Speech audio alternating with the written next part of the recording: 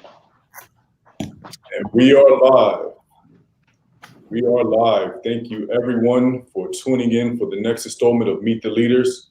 We'll be getting started right at 3 o'clock, so you have a few seconds to share this with your friends, family, colleagues. Let them all know that Meet the Leaders is going live today, and a special edition of Meet the Leaders will be featuring Captain Mark Kelly, candidate for U.S. Senate. This is a very special Meet the Leaders for us. It's typically been once a month, but we definitely wanted to give voters, community members opportunity to meet one of the candidates running for Senate, and hopefully we'll be able to bring more candidates to the forefront in the coming days and weeks. Again, we'll be getting started right at 3 o'clock. So if you are tuning in, please like, comment, share. Let the world know that you are with us today. We want as many of our friends and family and contacts to join us in this program. We're all set to start at 3 o'clock, so we'll be getting started in just a few moments. Jerry, can you speak up a little bit? Absolutely. So we'll be getting started right at 3 o'clock. In the meantime, like, comment, share, let the world know that you are with us. We want as many people a part of this broadcast as possible. We're just about 3 weeks away from Election Day. This, for many, is the first opportunity that they can get to hear directly from one of our senatorial candidates, Captain Mark Kelly. And we'll get started in just a few moments. Again, like, comment, share, tell us where you are. Shasta, welcome for joining us. Rashonda, welcome for joining us. Please comment, let us know that you're with us. I'll give you a little bit of a shout out. We want you to continue getting some attention towards our program. And we'll be getting started in less than 30 seconds.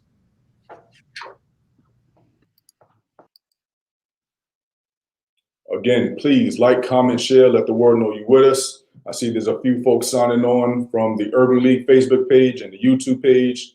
Glad to see it. We want to get as many people to this broadcast as possible, and we'll be getting started in just a few seconds. Captain Mark Kelly will be joining us, candidate for U.S. Senate.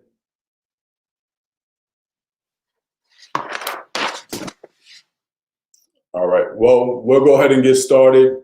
Thank you. Hello, world, and welcome to the next installment of Meet the Leaders. This is a special edition of Meet the Leaders where we'll be meeting with candidate for U.S. Senate, Captain Mark Kelly. I would like to first acknowledge the Greater Phoenix Urban League is a nonprofit, nonpartisan organization, and Mark Kelly's participation in Meet the Leaders does not constitute an endorsement by our organization. We definitely appreciate him joining us today. For those of you unfamiliar with this broadcast, Meet the Leaders is a monthly event that allows the Greater Phoenix Urban League to connect with leaders throughout our Greater Phoenix community. We're talking about individuals involved in business, politics, civics, the clergy, education, and other areas of the like. This affords our community members an opportunity to hear directly from those shaping policy and helping our region run. A couple of notes before we get started. Voter registration has been extended until October the 23rd. So if you have not yet registered to vote, you still have the opportunity to do that. You can visit servicearizona.com, and that is servicearizona.com to register to vote. If you are unsure of whether you have already registered, or if you need to possibly change your address, or if you want to take a look at a sample ballot for this upcoming election, you can visit beballotready.vote, and that's beballotready.vote, and I'll be sure to drop those contacts or those website links in the chat in a few moments. Reminder, early voting has already begun.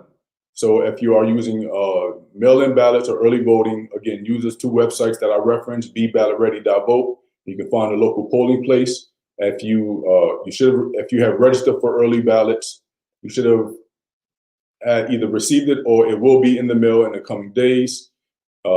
If you have not received a ballot, and you can go to any polling location to get a reprint of your ballot, it will spoil the previous ballot that was printed. And this new ballot will be a valid one that you can use at any polling location. And again, you can visit servicearizona.com or beballotready.vote. Another reminder, the census is still happening. The census, you still have time to complete your census if you have not already done so. There are 2 zip codes in particular that seems to be underreported in previous years, and that is 85040 and 85041. These 2 zip codes constitute what is deemed to be South Phoenix. This is everything from south of the I-17 all the way down to South Mountain. If you live in these zip codes, if you have friends and family in these zip codes, if you just travel through these zip codes, reach out to everyone you know and let them know that they need to complete the census. And if you are outside of those zip codes, it is just as important that you complete the census as well. Completing the census provides data for our government officials to help with planning and help with planning and getting our neighborhoods the resources that we need. This includes everything from having a suitable amount of fire departments in the area to paving new roadways to building new schools. If you have not yet completed the census, it is imperative that you do so. You have until the end of the month. You can do so online at 2020census.gov. A couple of reminders from within the Greater Phoenix Urban League. Next Wednesday is our annual members meeting beginning at 11 a.m.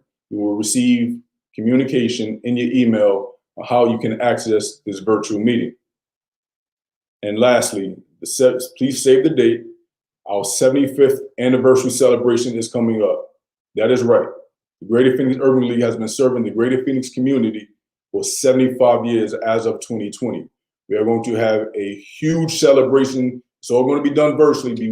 We want everyone available to be a part of it and celebrate with us this long-standing achievement. Now, without further ado, I would like to introduce the president and CEO of the Greater Phoenix Urban League, George Dean. Take it away, George. Good afternoon. I'm George Dean, President and CEO of the Greater Phoenix Urban League. And as Jerry said, for 75 years, the Greater Phoenix Urban League has been providing human services to individuals and families in the Valley of the Sun. Services such as early childhood development, Head Start, housing, employment assistance, health awareness, and civic engagement. As a nation, we are in extreme crisis, greater than at any time in the 21st century. It is not an exaggeration to say that the 2020 election will be one of the most consequential elections of our lifetime. The global pandemic has revealed the continued existence of historic inequality and long-standing policies that disproportionately hit the Black and Brown communities incredibly hard. Black and Brown people are dying at rates higher than our proportion to the population and have less access to quality health care. Our unemployment rate is twice as high as the white unemployment rate. Black and Brown Americans have suffered financial equality for decades, and the inequality is worsening. Black lives matter. Whether in an instance during confrontation with police, are not the only Black and Brown lives that are senselessly lost.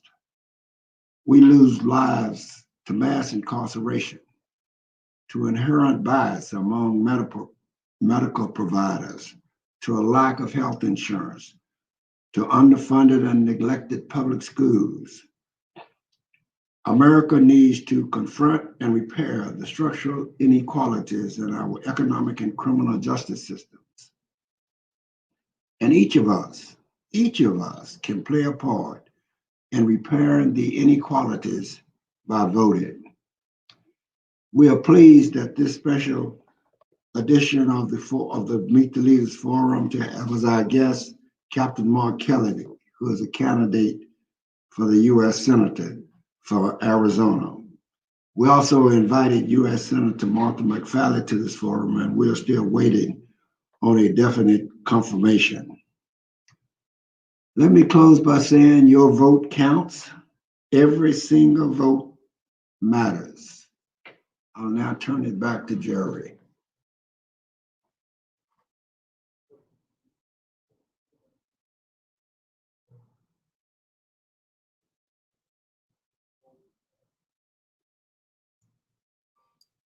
Thank you, President Dean, for your leadership over the past 28 years leading the Greater Phoenix Urban League. Now, we'd like to introduce our guest to the Meet the Leaders program, Captain Mark Kelly. Thank you, Jerry, and thank you very much, George. I really appreciate having the opportunity to speak to the Greater Phoenix Urban League for this weekly Meet the Leaders forum.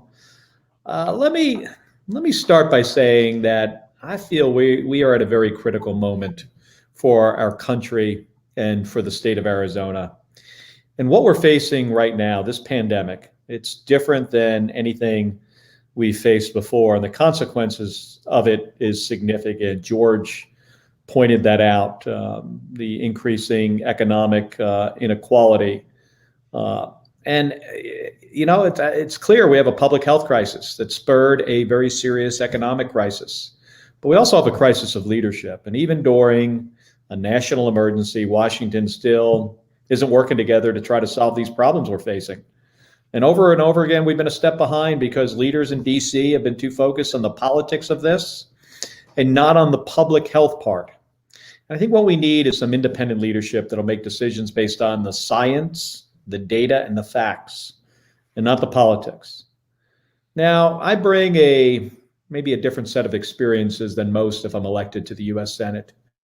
But this isn't what I was planning to do when I was growing up. When I was growing up, I did not dream of one day running for the United States Senate. I wanted to be the first person. My dream was to be the first person to walk on the planet Mars. And turns out I didn't make it. Kind of failed miserably. But I did serve in the United States Navy for 25 years, and I spent 15 of that at NASA. I was stationed in the Western Pacific and deployed a couple times all the way to the Arabian Gulf on the aircraft carrier, the USS Midway, which I lived on for about 2.5 years. And I flew 39 combat missions in the first Gulf War. And then I went to grad school, and then I became a test pilot and then an astronaut. And I flew into space 4 times, twice as the commander of the space shuttle. So I got maybe a little bit closer to Mars. But like a lot of folks, the path for me to achieve my dreams was not always clear. Because when I was younger, I wasn't your best student. I really struggled for a while. But it was my mother who inspired me to do hard things. Because when I was young, my mom had 2 jobs at the same time. She was a secretary and a waitress. And then she decided that she was going to become a police officer like my dad. But this was New Jersey in the 1970s. So it wasn't easy. And I watched my mother work really, really hard, and it really motivated me, and it got me to buckle down in school. I started to do a little bit better, and I was able to take my public school education, and I went off to college, which set me on a path to go into the United States Navy to fly airplanes, and then to becoming an astronaut. And it was during my time at NASA where I learned how to work with and lead people from different backgrounds. Because when you're orbiting the Earth at 25 times the speed of sound and bad stuff starts to happen, you don't have time to worry about the background of the person who's offering the solution. You have to figure things out together as a team. And after those experiences, I thought I knew a lot about public service. But then I met my future wife. I met Gabby. And Gabby Gifford showed me a whole different side of public service. She's the one who taught me how you use public policy to really improve people's lives. And, right now we're seeing just how important it is that our leaders are focused on the lives of everyday Arizonans and how to use the tools at their disposal to help people and not just to try to win an election. Now, this pandemic, it has pushed our healthcare system to the brink, and it's devastated our economy. And I feel much less certain about what the future looks like. I know I do. And I think we deserve leaders who can show us a path forward and work in an independent way to get things done. Now, I'd work on fixing the flaws in our healthcare system that have been exposed and made worse by this pandemic. And that means driving down the cost of prescription drugs and defending protections that Arizonans have who have pre-existing healthcare conditions. And I'd also work to rebuild our economy, but with an eye towards the future. And that means supporting small businesses, focusing on science and technology and investing in STEM education and job training and apprenticeships to get young Arizonans the skills they need, whether they're headed to college or not. And we have to do all this and at the same time protect the Social Security and Medicare benefits that seniors have earned over a lifetime of hard work. I'll never forget when I was out in Parker, Arizona last fall. It's a small town on the western side of our state, and this older guy came up to me at a senior center to tell me his story. And he told me about it, how after retirement, he and his wife had gotten by on her pension check and his Social Security check to cover their bills, but then she suddenly passed away and he was alone. And his $757 check from Social Security was his only source of income every month. And he told me how scared he was that this Social Security check was going to get smaller or go away entirely and what that would mean for him. He told me he might wind up homeless. I'll tell you one thing. I'm not going to let politicians in Washington, D.C. take advantage of a crisis like what we are facing right now with rising debt to break their promises to Arizona seniors like that guy I met in Parker. I think that's what it means to be an independent voice for Arizona, and we desperately need some new leadership and to change the way things are done in Washington. Now, one of the things that makes my campaign unique is I don't take any, not unique, but maybe different than my opponent, is I don't take any corporate PAC money. And when elected, I'm going to release my public schedule because I want Arizonans to know that I answer to them and are accountable to them, period. Not some corporation on the other side of the country. You know, that's what's at stake here, the opportunity to tackle some big issues like healthcare, the economy, criminal justice reform, inequality in society, renewable energy, and protecting dreamers. The opportunity to bring a focus on science, data, and facts back to Congress, and the opportunity to build a stronger future for Arizona. But this isn't going to be easy. You know, this is going to be a challenging election. I realized that when I was getting into this, but it's so important.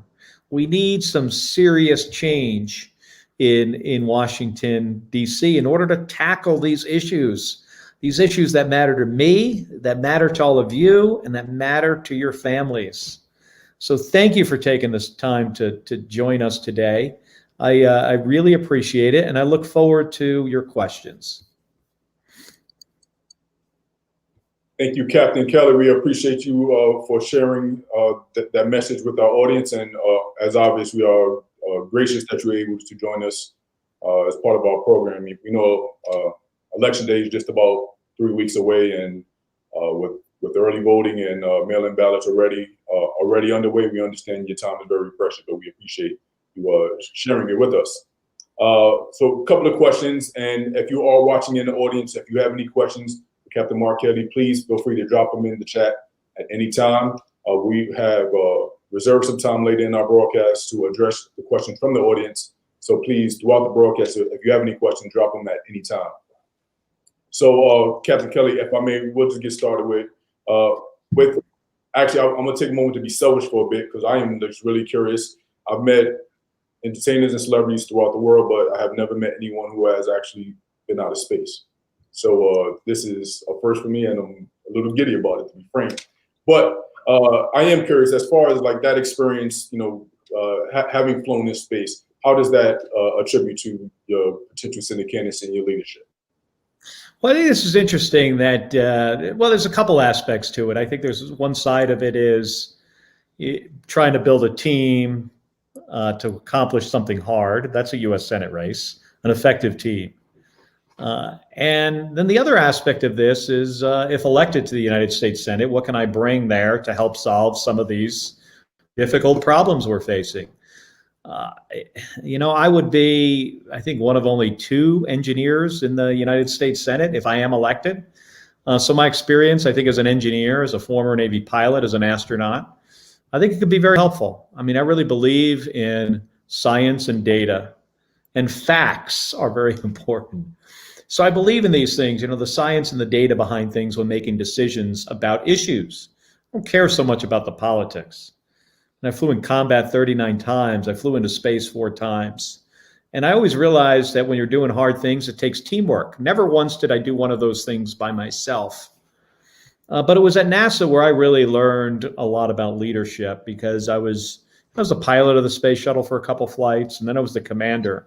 When you have to build this diverse team, in our cases, I've always flown with folks from different countries too, aboard the space shuttle and aboard the International Space Station. And we're always trying to accomplish a larger mission.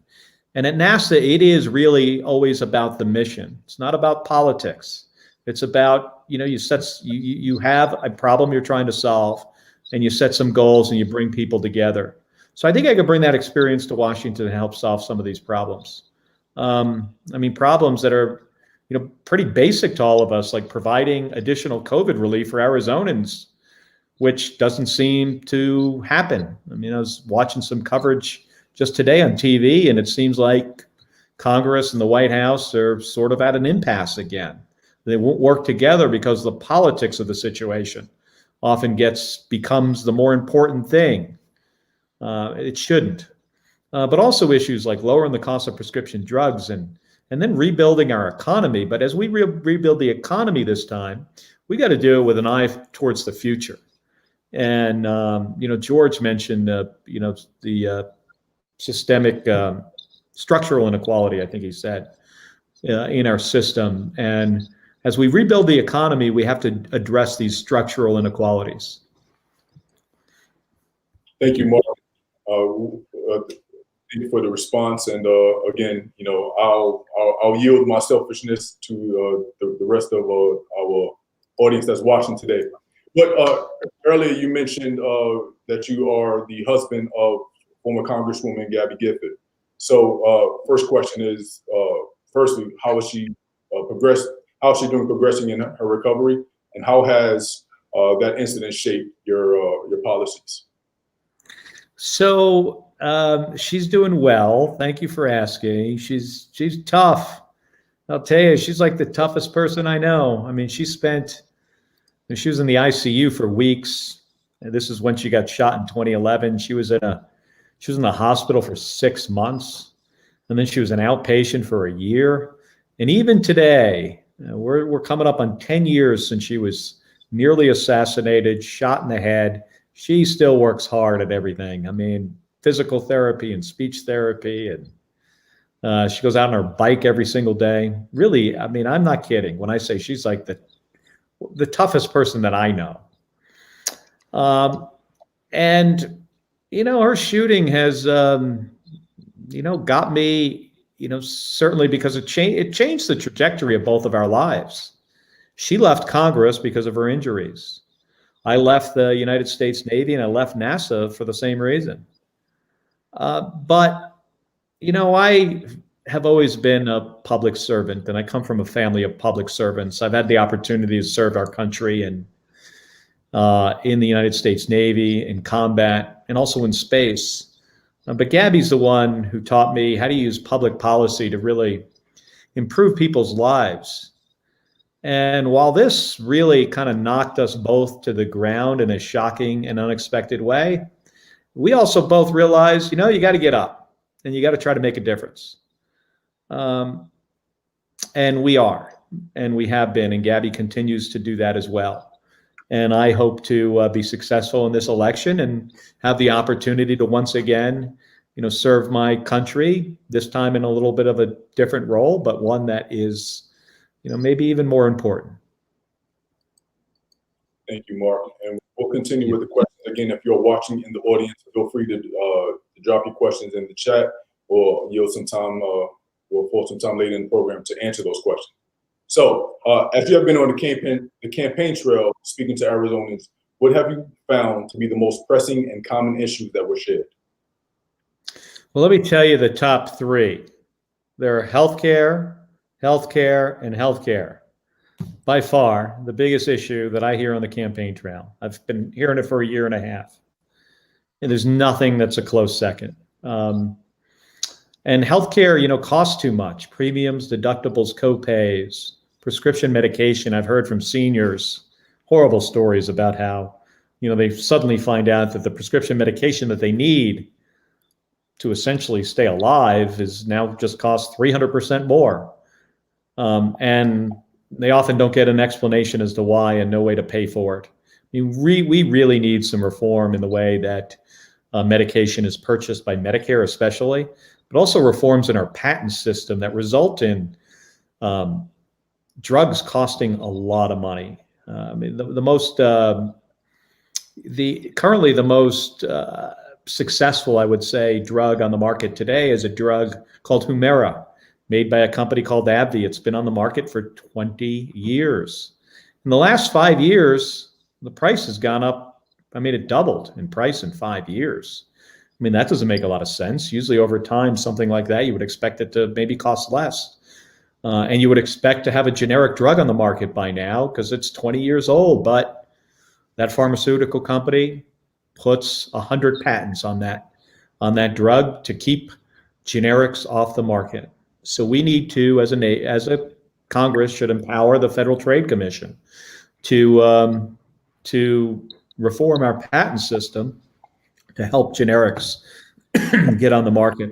I also spoke with a mom recently. Her name's Stacy. She has a daughter named Zoe who was born with this fatal heart defect, and early in her life, she hit the lifetime cap on what her insurance could cost. And if we didn't have that healthcare reform, the Affordable Care Act, she today they would not be able to afford the care that their daughter needs because she would have been maxed out on her on healthcare payments. And I'm hearing from Arizonans all the time who are really struggling during this crisis and having to make these horrible decisions about filling a prescription and paying rent or other healthcare bills.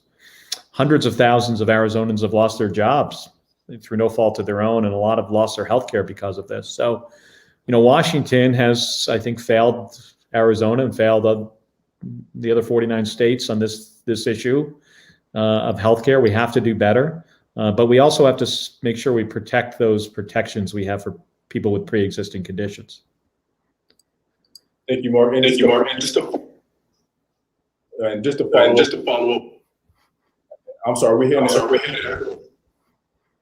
I don't hear an echo, but Jerry, you seem to be cutting out a little bit, but I think you can go ahead. I can hear you. Okay. So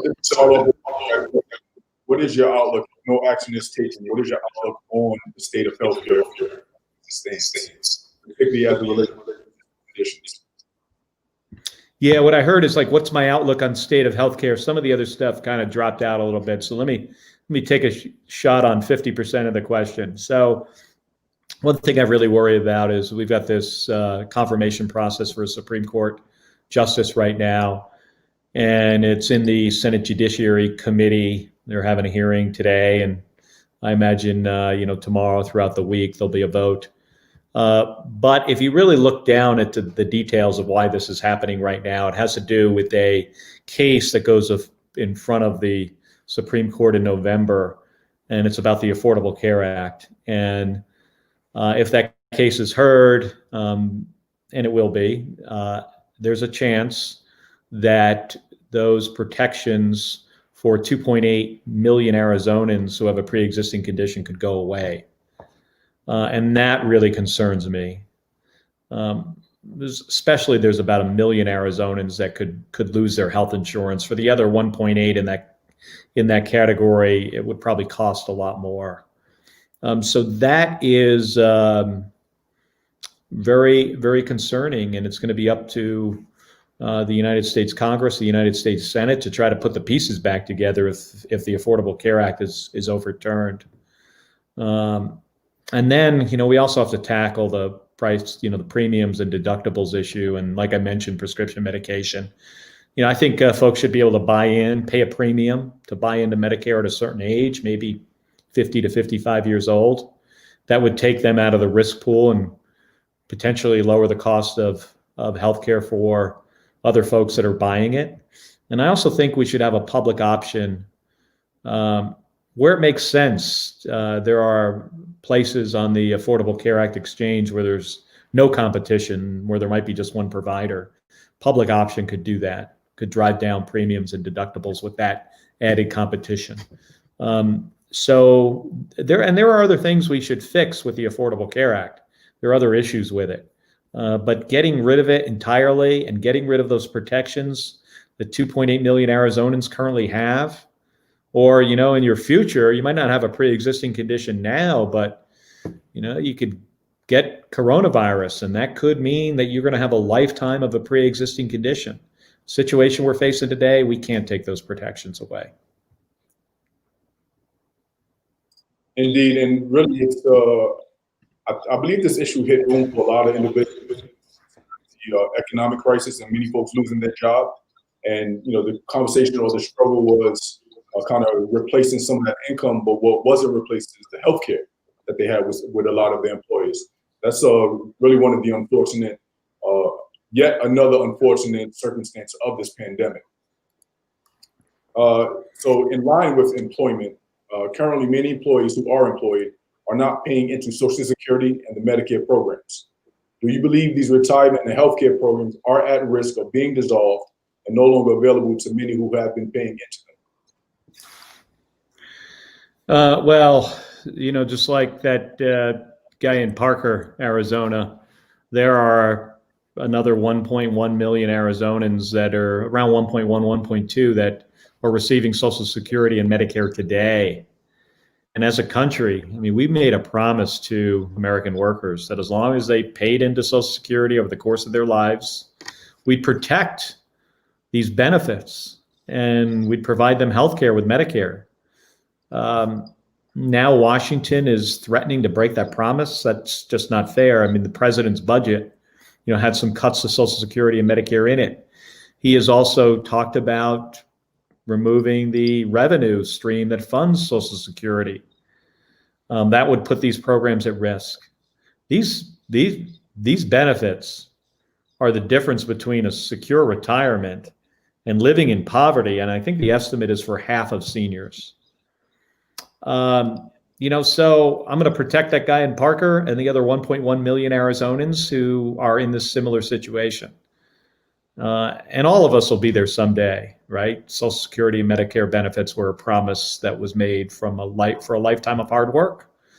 And we can't cut those benefits. And I also oppose plans to privatize, Social Security or risk it in the stock market. I don't think that would have a very positive outcome for our country.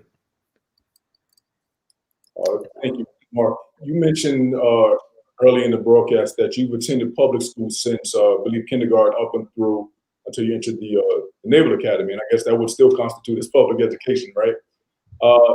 Arizona continually ranks towards the bottom among the 50 states in terms of public education.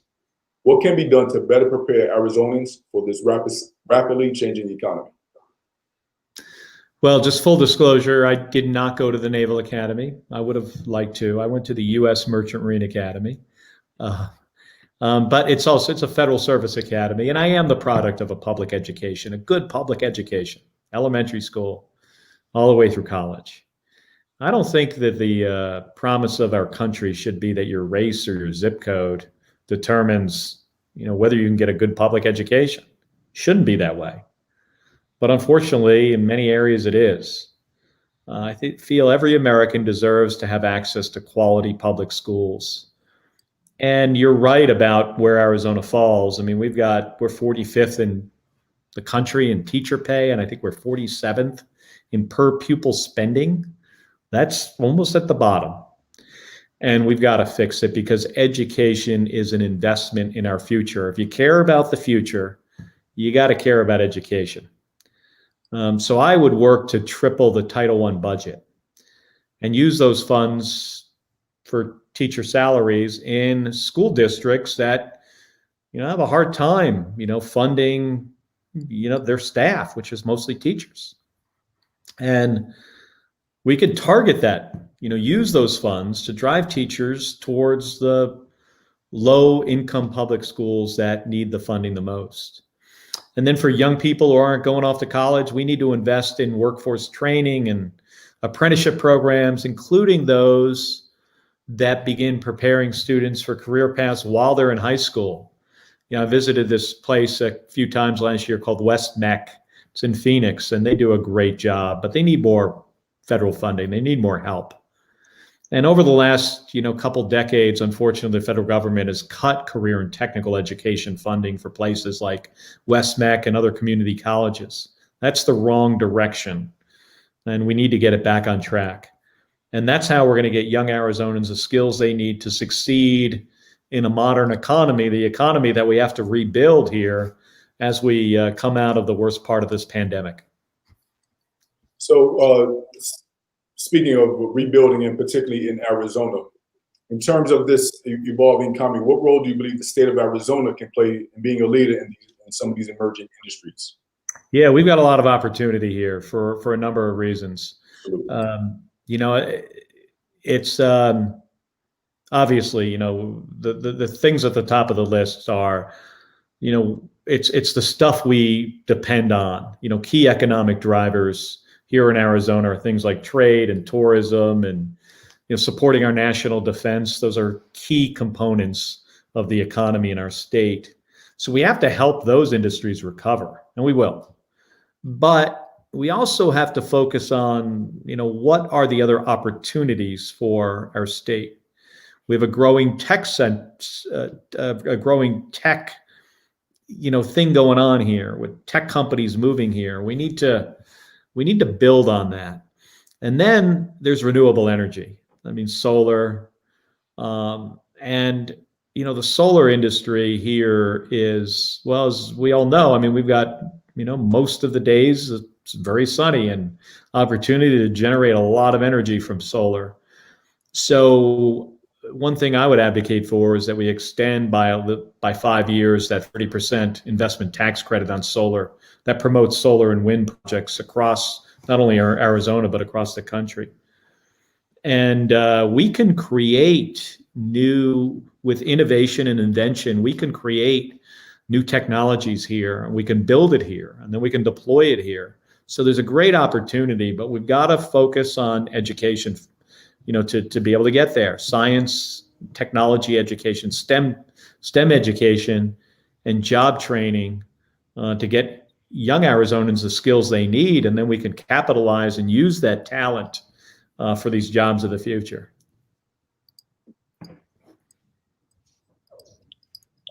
Thank you, Mark.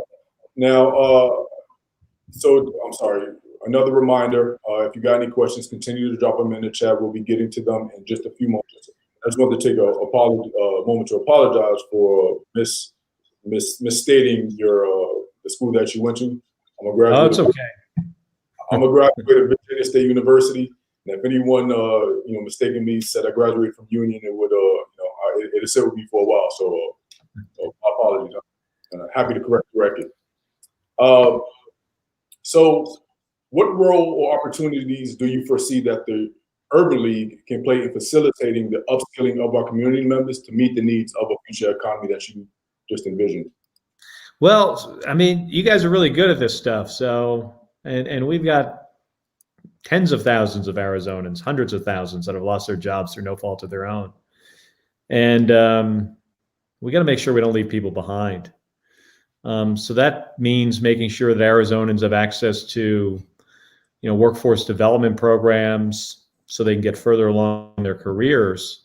And I think the work that the Urban League does to support community members in finding these good paying jobs is critical to rebuilding Arizona's economy when we get out of this crisis. So thank you for doing that. I think that stuff that you do so well, is just needed now more than ever. So please continue to do it.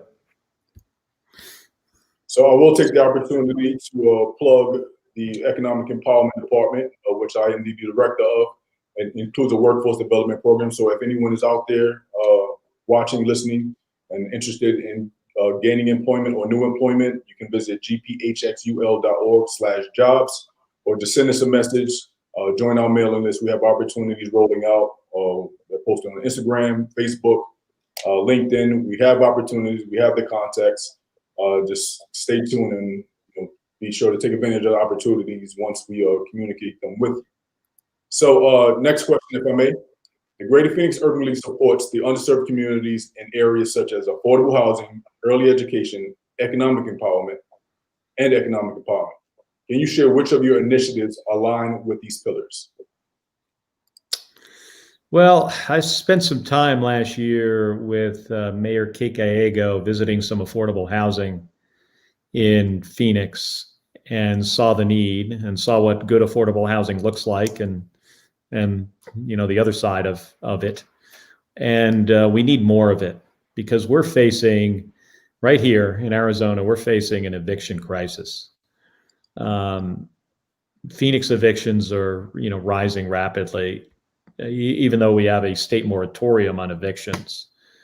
And the CDC also has a national eviction ban, but they're still going up. I think they went up to almost 3,000 in September, from 2,000 in August, and in the under 2,000 in July. So it's clearly going up. As folks, the moratoriums on these don't let folks out from having to pay their rent, and eventually they got to catch up. And often when individuals are living paycheck to paycheck, they can't. And this just creates so much, more, pain in our community and the instability. We need more affordable housing. And the federal government has a role there. Affordable housing, tax credits to help individuals and companies build affordable housing and, make it so they can, so these companies that invest in affordable housing are, willing to do it again and again. Because I know Phoenix, even before COVID-19, had a significant shortage of affordable housing units. And then the pandemic has also really challenged our education system. And it's been really tough on parents, tough on teachers, but especially tough on students. We've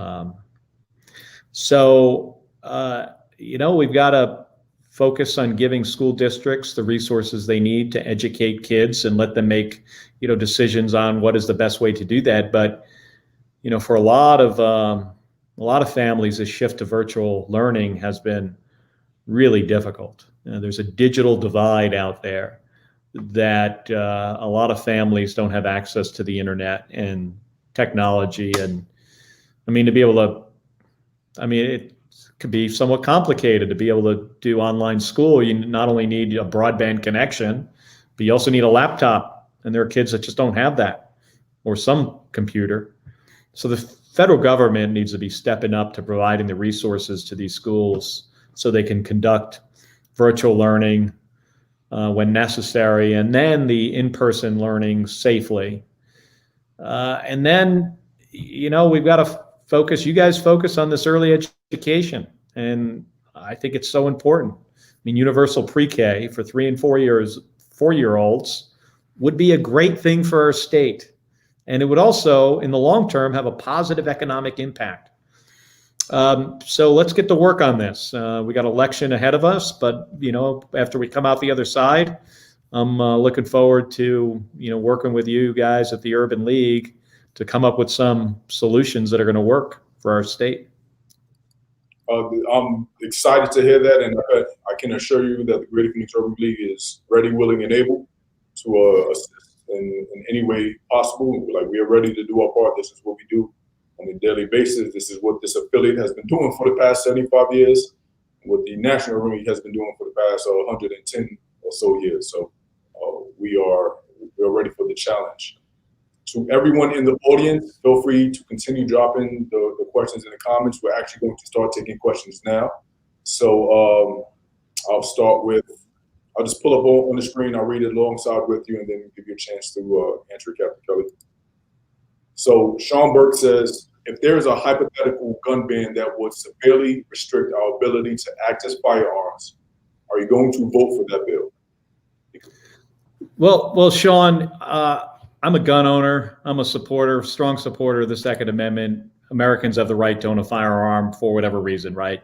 If they're a hunter, protection, collection. I own 9 firearms myself. It's in the Bill of Rights. So no, I would not vote for that. I wouldn't even consider it. But there are things that we can do to keep communities, safer from gun violence. Background checks on all gun sales is one. I'm sure, Sean, that over your lifetime you probably did a background check before buying a gun. We just make it very easy for people to get firearms without background checks. It's a big loophole you can drive a truck through. So those things make they're common sense things that most Arizonans support.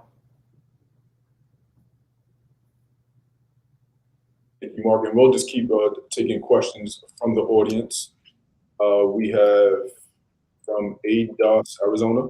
With HR 40 in Congress, it looks like it could possibly move to the 117th Congress. One, are you in support of HR 40 with new edits? And two, are you willing to meet with co-founders of the American Descendants of Slavery for more details about reparations agenda? Well, yeah, I'd meet with anybody. I don't have the details of HR 40, and I will certainly look into it. But we have inequities in our society that need to be addressed, and your race shouldn't be a factor in what kind of education you get, what kind of healthcare you get, or whether you can succeed in society. And that's not the case today.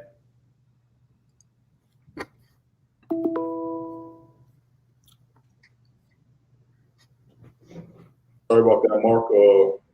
This new wave of technology and got to multitask sometimes. I have a question that came in, but I'll post it myself. And this comes from Simeon Amuzulikbo, who is the Leadership Development Chair for the Greater Phoenix Urban League Young Professionals. It's one of our auxiliary organizations of young professionals who are taking leadership role in our community. And the question is, what are your thoughts regarding the future of nuclear energy as a resolution to providing cleaner energy?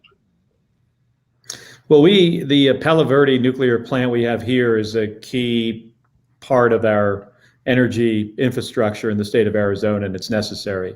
And I look at nuclear as it's clean energy. It's not adding more carbon to the atmosphere, which is, we're going to address the issue of climate change. We've got to flatten that curve on the amount of carbon we're putting in the atmosphere. So, nuclear is part of that, and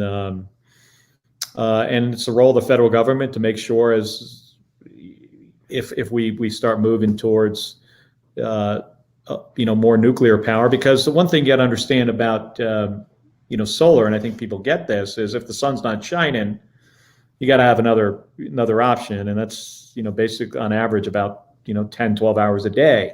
You don't have sunlight, so you have to be able to store the energy, which is sometimes challenging with batteries. There's other ways to store energy. You could have pumped hydroelectric and other ways to do it. So pumped hydro, batteries, but you also need a surge capacity, and Palo Verde provides that for Arizona. So it is one part of the clean energy plan that our nation really needs. Thank you, Mark. So we know you've only been able to, had a limited amount of time that you were able to join us. So for those of the audience who continue to have questions or would like to reach out, possibly to kind of learn more or get answers to some of the questions that we did not have the opportunity to answer, I will kind of yield the floor to you to close and kind of share some information of how they can contact you and continue to follow your campaign. Yeah. Following the campaign, that's pretty easy. Our website is just my name, markkelly.com, or our volunteer website is at missionforarizona.com/volunteer. If you want to help, if you have your ballot, let me just remind folks, elections are so important. And if you have a mail-in ballot, regardless of who you're voting for, whether you're voting for me or Senator McSally, fill it out and send it in. It's the thing that makes our democracy work, and we're seeing high voter turnout. I trust the system. It's secure, it's safe, voting by mail or voting in person. So get those ballots in. And if you're looking to help somewhere on a campaign, we still need more volunteers. So please reach out. And thanks for taking the time. These are incredibly important issues. I think our country is at a serious place, and we've got to make some smart decisions going forward to kind of get us right, to get us back on track. I also do believe, I really believe this, that there is no country on the planet that is good at solving hard problems. We're really, really good at it. We just have to be willing to work together as a team. So thank you, Jerry. Thank you, George. Thank you, everybody, for joining today. Really appreciate having the opportunity to speak with all of you. thank you again, Captain Kelly, and good luck on the campaign trail, and good luck in these, I would say upcoming election, but ongoing elections, since our early voting and mail-in ballots have already started. So thank you for your time. We greatly appreciate you sharing it with us. Thank you. Thank you, Jerry. Thank you again. Can't thank Captain Mark Kelly enough, candidate for U.S. Senate.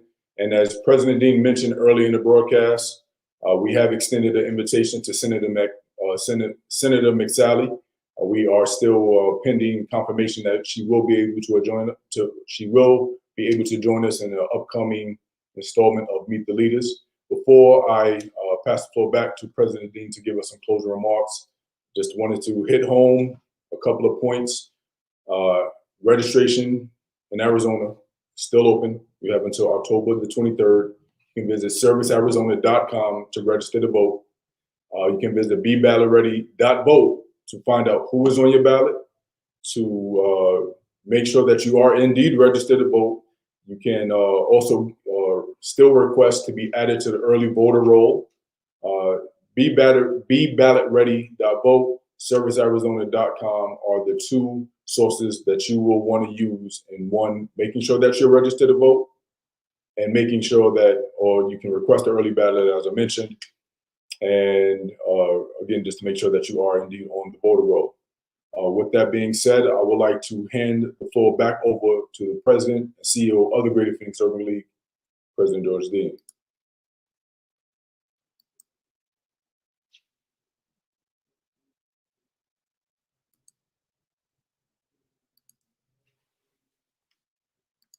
Hey, George, you might be muted. I believe you're muted. Thank you, Jerry. Sorry about that. I want to give a special thanks to Captain Mark Kelly for his appearance on this forum today, and hopefully the audience got a lot of information from him and will govern themselves accordingly. And as you said before, we have invited Senator McSally, and if she comes along, that would be good. You also mentioned the fact that Election Day is Tuesday, November 3rd. However, those of us here in Arizona since October 7th have been able to vote early. You got your ballot in the mail. You need to get it filled out and sent in, and make sure that you do it so that your vote counts. There are mail voter boxes all around the state, and so find one of those boxes and get it in. You can even get it to the post office if you get it there before the 23rd of this month, and so forth. So remember, you have to register. You have to vote. You have to vote. You can be registered, but if you don't vote, it's the same as not being registered. So make sure that you vote. Make sure that you vote. Make sure that you vote. Thank you so much for watching today, and we'll see you soon on the next Meet the Leaders Forum.